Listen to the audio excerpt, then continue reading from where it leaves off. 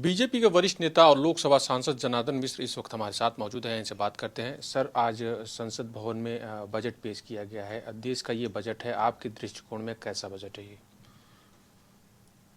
ये देश के सर्वांगीण विकास के लिए सर्वश्रेष्ठ बजट माना जा रहा है। आज तो विरोधी दल भी के लोग भी कह रहे थे कि कुछ बोलने की स्थिति में नहीं है। तो इस तरह से बजट में जो आधारभूत संरचनाओं के विकास, गरीबों के कल्याण और वित्तीय प्रबंधन की जो व्यवस्था की गई है वो अपने आप में अभूतपूर्व है, अकल्पनीय है और इससे देश को आगे बढ़ाने में बहुत बड़ी मदद मिलेगी। देखा जाए तो बजट में युवाओं को भी और महिलाओं को भी साधने की कोशिश की गई है। जो रोज़मर्रा की चीज़ें हैं, जो मूलभूत ज़रूरतें हैं, उनको कम करने की, उनकी महंगाई घटाने की का काम किया गया है। महंगाई, एक अनुमान था कि इस बजट में महंगाई कुछ बढ़ेगी, जिस हिसाब से माना जा रहा था कि 2023 है वो कहीं ना कहीं वित्तीय संकट के दौर से पूरे विश्व के लिए होगा।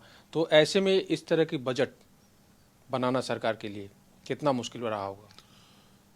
बजट बनाना मुश्किल काम तो होता ही है, लेकिन जिस तरह के आर्थिक प्रबंधन का काम 2-3 वर्षों में कोविड की महामारी के समय हुआ और आज तक, उसको लेकर के आज आप देख रहे हैं कि 7% जीडीपी का अनुमान है और अंतर्राष्ट्रीय मुद्रा कोष भी मान रहा है कि 6% से 6.5% के आसपास विकास दर रहेगी, जबकि दुनिया के किसी भी देश में ऐसी स्थिति नहीं है। तो ये तो अभूतपूर्व है। इस तरह का वित्तीय प्रबंधन केवल एक वर्ष की उपलब्धि नहीं, ये 2 वर्ष 3 वर्ष का जो ये आर्थिक संकट का 2 वर्ष का संकट का दौर गुजरा, उस समय जो आर्थिक प्रबंधन किए गए उससे अर्थव्यवस्था मजबूती से खड़ी रही और उसका परिणाम है कि आज जो प्रतिफल देखने में आया बजट में, वो तो उसका परिणाम विगत वर्षों में जो आर्थिक प्रबंधन हुआ है उसका परिणाम है ये बजट।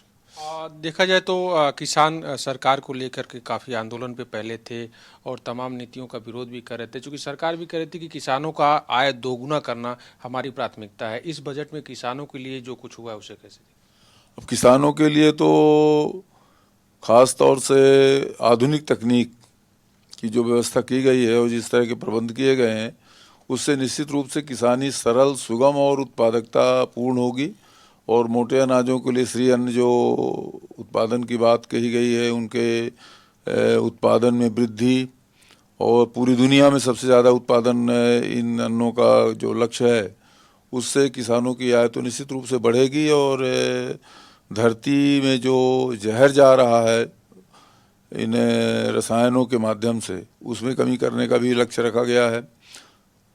खेतों को अधिक अच्छे उपजाऊ बनाने का जो संकल्प लिया गया, वो भी एक मूलभूत बातों पर ध्यान दिया गया है, केवल ऊपरी स्तर पर नहीं, निचले। अब आप समझिए कि खेत कैसे उपजाऊ बने, खेतों की उर्वरा शक्ति कैसे कायम रहे, यहाँ तक ध्यान दिया गया है। इसलिए किसानों के लिए तो निश्चित रूप से ये बजट बहुत ही महत्वपूर्ण है।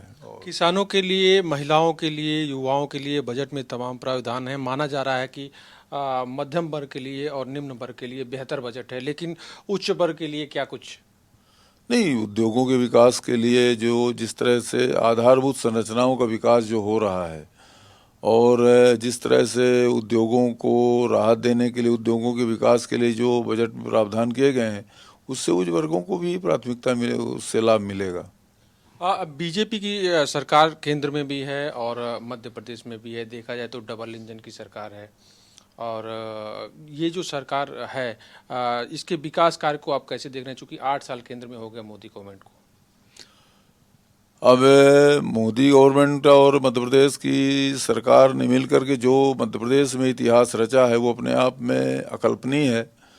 मैं अपने ही ज़िले की बात करूं, मेरे लोकसभा निर्वाचन क्षेत्र में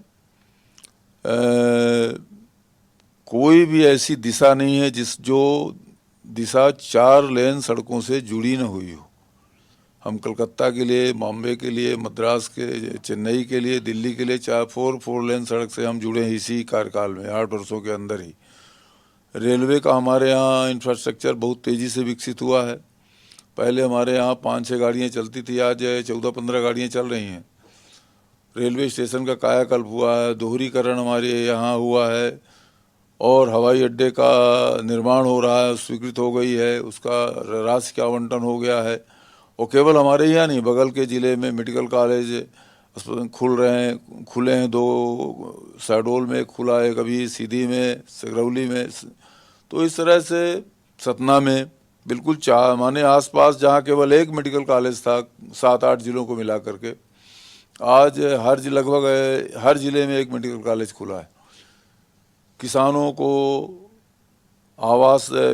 को किसान सम्मान निधि, आवास गरीबों के लिए, ये सब डबल इंजन सरकार की उपलब्धियां हैं। नहीं तो 15 महीने के कमलनाथ जी के सरकार में जो दुर्गति मकानों को लेकर के हुई, हमारे ज़िले को तो एक नए पैसे नहीं मिला सिंचाई के लिए, एक पैसे सड़क के लिए नहीं मिला, और इसी हवाई अड्डे को लेकर के तरह तरह के अवरोध किए जाते थे। तो मैं अपने निर्वाचन क्षेत्र के साथ साथ पूरे अगल बगल के, जहाँ पूरे प्रदेश के देखता हूँ, तो हर जगह विकास के नए आयाम जुड़े हैं, और केंद्र की योजनाओं को प्रदेश सरकार मिलकर के नीचे तक पहुंचाने का काम किया है। वो डबल इंजन सरकार का ये प्रतिफल है। एक आखिरी सवाल, राहुल गांधी की भारत जोड़ो यात्रा समाप्त हो गई है और हाथ से हाथ जोड़ो यात्रा शुरू की है कांग्रेस ने। क्या लग रहा है 2024 लोकसभा चुनाव को लेकर के कांग्रेस अपनी खोई हुई जमीन वापस कर लेगी? क्या जन समर्थन मिलेगा कांग्रेस को? मुझे तो नहीं लगता कहीं, क्योंकि एक बार आप विश्वास खो चुके हैं, दोबारा विश्वास अर्जित करना बहुत बड़ी कठिन बहुत ही दुर्लक्ष्य है। और फिर मोदी जी जैसे नेता के सामने राहुल जी के बारे में जो धारणा लोगों में है, उसकी अगर तुलना करते हैं तो रेटिंग तो आ रही है कि मोदी जी 60%, 65%, 70%, राहुल जी 7%, 8%।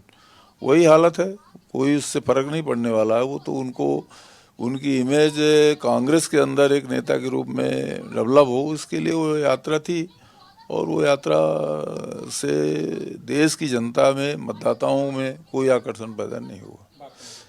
नहीं। तो ये थे जनार्दन मिश्र, जिनका कहना था कि जो आज बजट पेश हुआ है वो देश के गरीब तबके के लिए है, मध्यम वर्ग के लिए है, महिलाओं के लिए है, युवाओं के लिए है और किसानों के लिए। इससे देश आगे तरक्की करेगा। वीडियो जर्नलिस्ट हरिराम जी के साथ पंकज तिवारी, आज की खबर, दिल्ली।